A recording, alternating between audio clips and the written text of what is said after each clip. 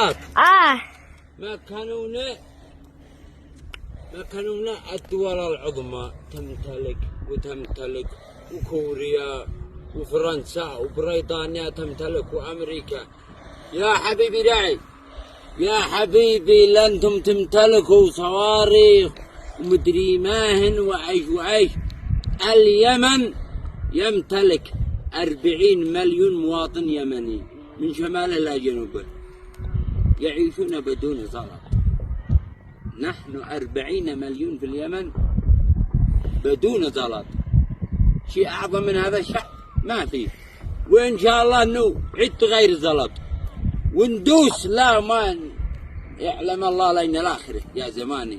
سمع، فنحن شعب عظيم لن نهزم، والزلط لن تغيرنا إلا في سلام العيد. يلا وضع.